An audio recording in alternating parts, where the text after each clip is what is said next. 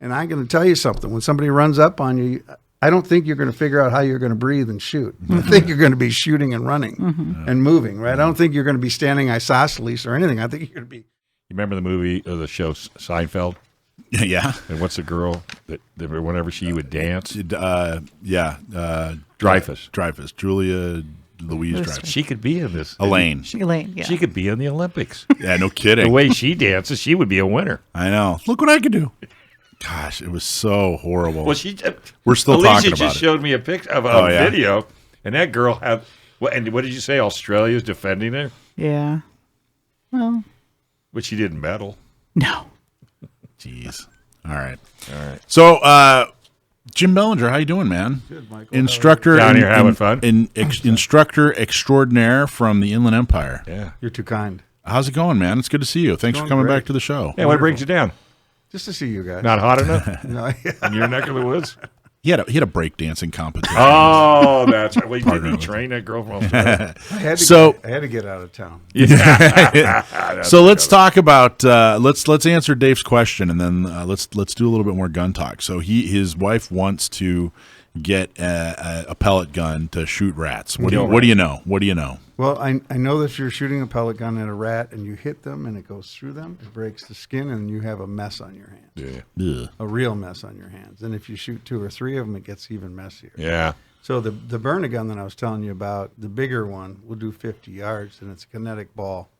And literally knock them out. And then now you don't have the problem of... Oh, it just knocks them. Just knocks them out. But you can hit them pretty much anywhere on the body and it would knock them out? It's going to hurt them, yeah. It's going to... All right. You have a red dot for it? No, I don't. Wouldn't it be fun to have a red dot? A red dot on a burner, yeah. She loves her red because she uses the gun. Oh, your gun, your assault gun has a red dot. I didn't know that, dude. That thing is so cool. It's like the advanced version. Yeah, I know it is, and yeah, I mean it's got a red dot on it, man. And that's how I'm getting them in the air.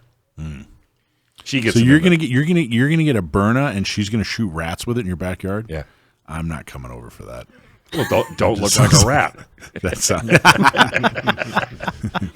Yeah. So I mean, what are you gonna do with it? So you have an unconscious rat now. What do you do with it? Well, she'll have no problem with that. She'll like what? She'll go pick it up and drown it. She's very. You wouldn't know it to look at her. So I try to stay on her good side. She has to be married. But she hates it that they're eating all of her chicken feed. Yeah. Well, rats are, San Well, Diego it's food. I mean, they're gonna, where else are they gonna go? What's the cost factor on one of these?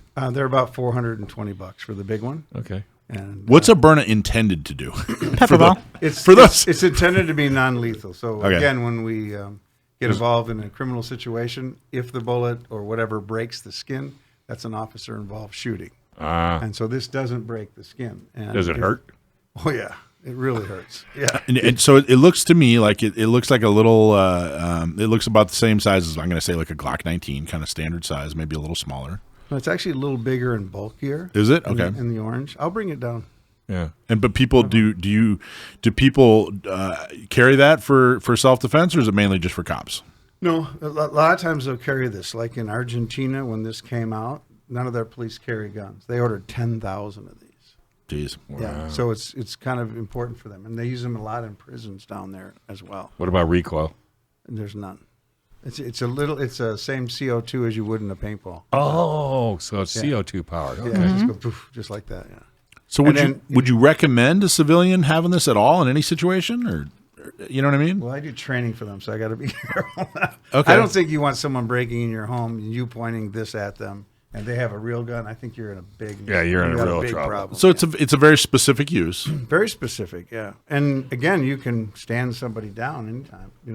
What we know most about guns is that if you just pull the gun, nothing's said, it's going to stop 90% of everything. Right. You don't sit there and say, "Excuse me, I have a 2024 burner gun, and it's going to do that." You don't. You don't say all that stuff, but you just get it out there and say, "Now we'll talk." Yeah. That I'm standing like this, and now I want your opinion. Right. At least 90%. I mean, that's not an exaggeration. No, if anything, it's that's not under. It's at least 90%. Yes. Like if you do the math, I think there's only a couple thousand actual. I'd have to kind of do the math, but I know there's just a couple of thousand of people who die from a defensive gun use a year.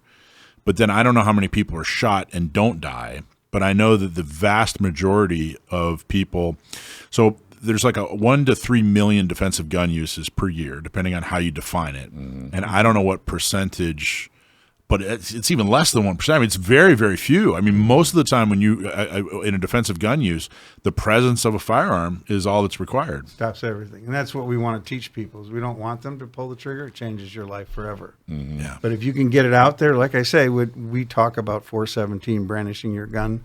That's self-defense. This is brandishing your gun. I'm moving my hand. Really? Yeah. Just a matter of putting it up. Standing out here, that's self-defense. 417 says that's okay. So, like, if you move your jacket back and just kind of flash your gun, that's brandishing. That's brandishing. Yeah. But if you're pointing in, interesting. But again, when you point your gun at them like this, that changes their whole theory in their head. They're like, "Well, wait a minute, you pulled a gun on me." Yes. And I'm going to shoot you. Yeah. So what do you want to do now? I mean, we all think, and this is what we in the instructor world, we're going to stand here like Marshall Dillon and draw with them. No. Hi, let's talk. Yeah, let's talk. I really want your opinion. Tell me if this hurts. So we were talking before we came up, and you have a goal for retirement. I do. Talk about that goal. Well, I just turned 70 a couple weeks ago. Congratulations. And thanks. Yeah, I can't believe I made it. Tell me about By it. the way, Jim, honestly, wouldn't have guessed. Would not have guessed that you were 7 years old. Yeah. Doing a great job. See, now I got to like him again. I know. It's tough. It's really tough, let me tell you. When I set out to do this, and I take a little bit of heat of this because I'm a training counselor for both the USCCA and the NRA. Mm-hmm. And when I went to the NRA, they said, "Why do you want to be a training counselor?" I said, "Well, you don't exist in California. You just fog a mirror, pay it, and then we give you a instructor cert, and I want to change that." Mm-hmm. And he's like, "Really?" And I go, "Yeah, I really do. I want instructors to be good. Yeah. And I want them to be able to shoot. So, I have my own qualifications. But I set out to say I want to train 500 instructors, and I'm going to retire." 500 instructors. 500 How many are you up instructors. to? 222. Now, what we're trying to figure out is I've done, I think, 30 of them, like 3 or 4 certifications. Yeah. So I might be too high yet. What number was I? Yeah, you're in a good spot. You're a good spot. The class that I had with those guys was fantastic. We did things, and they all kind of looked at me like I had a third head. They were like, "What did he just say?" Because we talked a lot about business, things like that. So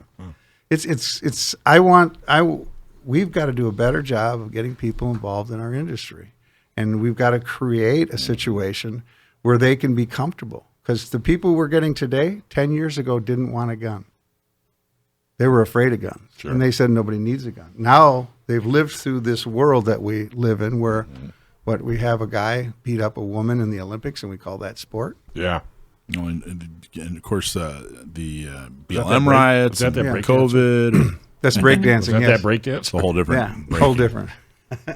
But we look at all those things, and so they come to us, and they're like really afraid. They know nothing about guns. They don't have a parent that was ever there that helped them, gave them any kind of a background or anything to understand what a gun would do. And they literally come in there fearful of a gun, not knowing what a gun is. And so we have to be a little bit, they'll say to you, "Hey, don't take any pictures. I can't let my friends see this." Well, they're not your friends, Yeah. So we go back in it and said, how do we train those? Well, the way to train those is to get more instructors. And what we have, don't get mad at me, you guys, but we have this good old boy network that there's these guys out there think they're the only people that can shoot. Okay. And if you went out deer hunting season, there were 14.6 million deer hunters, no mass shooting. So there's more than just the instructors out there that know how to shoot. Right. And they think they're the only ones that can teach. And I set out to say, no, let's go get 500 instructors and fix Southern California. Right. And so that was my goal. That's what I set out to do. And you're not having any pushback from the state of California? No, not well. Just took me a long time to get my DOJ CCW instructor for cert. Yeah, I was going to say, it took me 6 months. The usual pushback. The usual pushback. But again, but you're so right in what you said. Not to interrupt, but the lady that was on my show, and he knows and she knows I do this. Anytime she races super bikes, okay. And I said, you really need to, check into, not me, SD, yada, yada. She goes, oh, no. She says, I shoot. She says, we're from Mississippi. But she was so hesitant to tell me that she shoots. And then, of course, I told her what the program was, and she was very intrigued. But the automatic first reaction is they don't want to tell you. Exactly. And again, it's all that. Not only probably is it fear, but it's fear of people giving you a hard time about it or coming down on you. Mm-hmm. And as we go back through and look at that, what is there, 8 million gun owners in California? All we got to do is vote together and we'd be fine. Instead, we're running around arguing over who the best instructor is, and it's really not that difficult. No, it really isn't. Okay, so when these people can get the upbringing, I tell the instructors, hey, you got to change your whole way. You got to, at one time on the USCCA, they came out with a women's handgun training thing. And the gal, she asked, she says, hey, would you take the course? I'm like, I trained thousands of women. And then I took her course and I had to call back and apologize to her and say, thanks, I learned a ton. I was starting up way too high. I didn't start off where I needed to. I did not understand the level that I needed to be at. And I became a much more effective instructor, to the point if you go out in my truck down there in the parking lot, there's a purse because I can teach drawing from a purse, because I think that's where we miss a lot, especially with women. I'll tell you too, just the upper body strength of a man versus a woman is totally different. The way as a woman that you manipulate a firearm it can be very different. And if you're a man that's just strong, you don't understand what the problem is. And there's just an ergonomic way to arrange things differently for a woman that make it easier. Well, and that's what's good about an instructor, that can move and adjust accordingly. Yeah. Instead of being hardcore and saying, I'm doing it this way, and that's the only way I'm going to do it.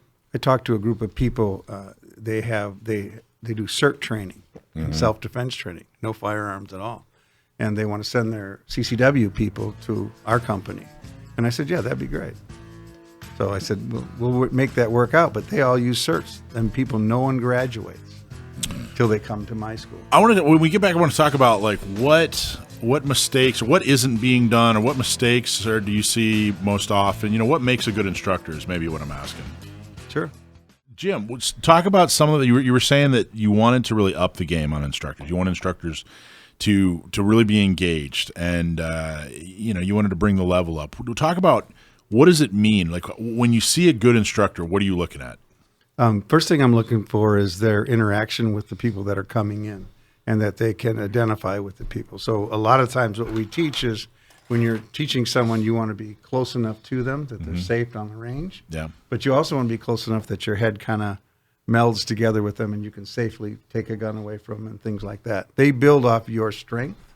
And so you're looking for guys that can understand what they're giving the student, as opposed to just a lesson with a gun. We see a lot of guys that go, oh, look, and I'm an NRA pistol instructor, and I'm a shotgun. Oh, that's it. That's all I need. And they don't take any other training, zero training. And the biggest part that I see and want to see in trainers is keep training, keep going on. Like, I'm an NRA training counselor. I'm going to sit the class again in October. Now, I got to fly all the way to, somewhere else out of Washington, right? Spend the money, do everything just to sit in the class and learn, just to become better. I want to take it. And the gentleman that is with the NRA, our director of training, Marty, I have so much confidence and faith in him. Good. He changed my whole feeling of the NRA. Good. It was the best. He took the training from 2.5 days to 5 days. We never came off the range for 2.5 days. We shot our lights off. So what's the most important lesson you learned about being an instructor? Boy, that's a great question. Yeah, I'm good at this. I see. Yeah, really you are. You've done this before.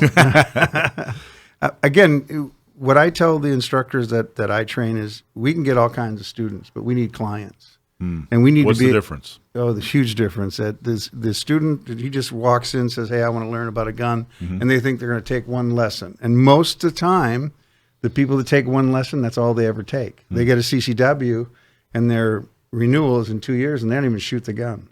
That's a huge disaster point. So we've got to be able to get them more involved. If you just take 2 classes, any kind of training in the gun, you'll be in the top 1% of trained gun owners in the world. So there's not a lot of training out there. How do you know, like, when you see someone who hasn't had training, what's a tip off? You know what I mean? Like, when you see someone, you're like, that person hasn't taken a class. Like, what's the most common? Well, the most common thing is them sitting on their heels. They literally lean back like this and try to get. I lean back. Sorry. Yeah, they just lean back. They don't have any balance. They don't understand what it is to drive a firearm. They're there to let the firearm drive them all day long. And if you don't know how to hold it, then you're never going to get it right. You're going to be making mistakes all over the place. I don't think they even realize they look scared of the gun. Mm-hmm. They're holding the gun like it's made of porcelain and might break. Well, it is an explosion 2 feet from your nose, so that's not natural. But again, we have to teach them how to overcome that and understand it, and then not be afraid of it. And again, when I used to teach skiing when I was younger, and it didn't matter how many stem Christies or snow plows you did, ski. And I don't know what I recognize those words as being English, but I have no idea what you just said. Is that like a so they want to spend more time? I guarantee you, most of the San Diegans out there listening don't know. I don't know what you're talking about. See, I'm from Wisconsin. So hey, me too. Yeah, where are you from? I was born in Rhinelander. I was born in Woodruff. No kidding. In Oneida County. Yeah. Holy moly. Wow, that's hilarious. That's frightening. Yeah. My dad was born in Minocqua. No kidding. Yeah. How about that? Anyway, we'll talk about we'll talk about that later. Now I'm just totally blowing my mind. When we're looking at instructors and people, we've got to find. I knew I liked you, Jim. I knew there was a reason. It's not my long hair. Anyway, it's important when we work with people with firearms. They're mostly afraid. And again, the thing we're going to talk about in the lead thing tomorrow night is it's all about mindset. And if I go into a situation and I'm standing on a range with someone, the most important thing is that safety that's involved, and it's about how many times they press that trigger and a bullet comes out of the gun. That's the experience they have to have. And we can give that to them on the range. If we just stand there on the range and talk, we're not doing them any good. So where are you on guns? What do you carry? First of all, what's your everyday carry? My everyday carry right now is a Glock 34 with a red dot on it. Wow. Glock 34. Wow. Which one? 34. That's the biggest. That's the biggest. That's the bigger frame. That's like the competition one. Yes, it is. Oh my gosh. Now, why do you carry that? I would think that's a little unusual. Not. It is very unusual. Yeah. When I went to TC school last year, I have arthritis because I'm kind of old. See that bent finger, and it was all bent up. So I put the red dot on there, and then when you're a member of the USCCA, and you go through one of their training films, they drop your name in a hat every time you do a training film. So July of last year, I won a Sig Sauer 229 Elite. Oh, wow. And I was like, wow. So when biggest mistake instructors make is they tell people what good guns are and bad guns are. And so, I said, okay, mine is the best gun because it was free. And then, yeah, really. If you decide you don't like it, I'd be happy to help you out. You would help me with that? I'd help you. So an instructor that I taught, he shoots a lot of 365s and stuff, right? And he goes, Jim, I'm going to give you my 229. And I go, what do you mean give it to me? He goes, well, I put all this money in the trigger and all these magazines and stuff. And I said, well, I'll give you money for it. He goes, no, I'm not going to get anything for trade-in. I did it stupid. I think he put in $812 into a trigger. I can't even imagine what that's like. I'm not a gun nut like that, okay? And so then we did the trade, and so it came off of my CCW. I just have to put it back on. Is that what you were? What else have you carried? During COVID, I carried an MP Shield because that's all my students could get.